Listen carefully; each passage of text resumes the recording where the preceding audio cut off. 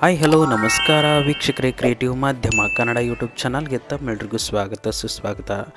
ನಾನಿವತ್ತು ಶ್ರೀ ಸಾಲೇಶ್ವರ ದೇವಸ್ಥಾನದ ಜಾತ್ರೆಗೆ ಬಂದಿದ್ದೇನೆ. ನಮ್ಮ ಗುಳೇದಗುಡದಲ್ಲಿ ತುಂಬ ಹಳೆಯ ದೇವಸ್ಥಾನ ಇದು, ಯಾಕಂದರೆ ಅಷ್ಟು ಪವರ್ಫುಲ್ ದೇವಸ್ಥಾನ, ಶಿವನ ದೇವಸ್ಥಾನ.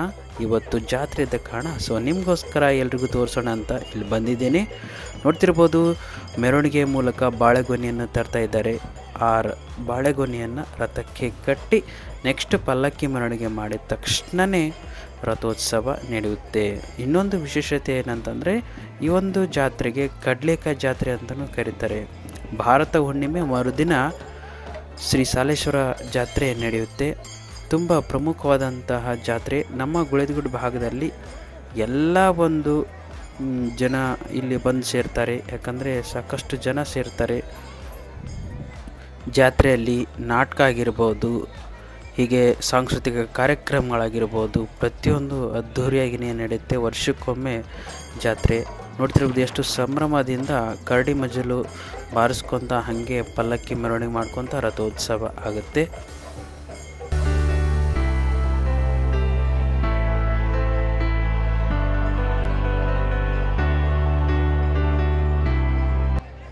ಬನ್ನಿ ಇವಾಗ ನೋಡೋಣ ಯಾವ ರೀತಿ ಒಂದು ರಥೋತ್ಸವ ನಡೆಯುತ್ತೆ ಅಂತ. ಸಾಕಷ್ಟು ಜನ ಇಲ್ಲಿ ಬಂದಿರ್ತಾರೆ. ನೋಡ್ತಿರ್ಬೋದು, ಮನೆ ಮೇಲ್ಗಡೆ ಕೆಳಗಡೆ ನಮ್ಮ ಗುಳೇದಗುಡ್ಡ ಭಾಗದ ಎಲ್ಲ ಒಂದು ಜನರು ಇಲ್ಲಿ ಬಂದು ಸೇರ್ತಾರೆ.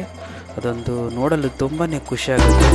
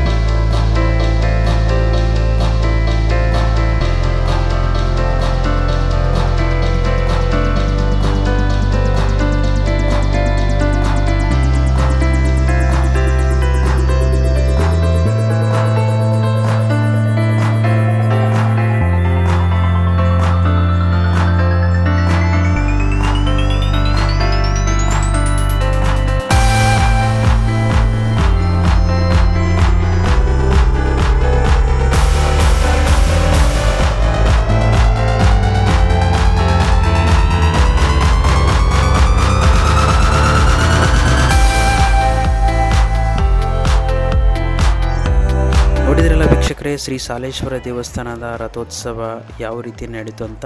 ಮತ್ತೆ ಹೊಸ ವಿಡಿಯೋದೊಂದಿಗೆ ನಿಮ್ಮನ್ನು ಭೇಟಿ ಆಗ್ತೀನಿ. ಅಲ್ಲಿವರೆಗೂ ನಮಸ್ಕಾರ.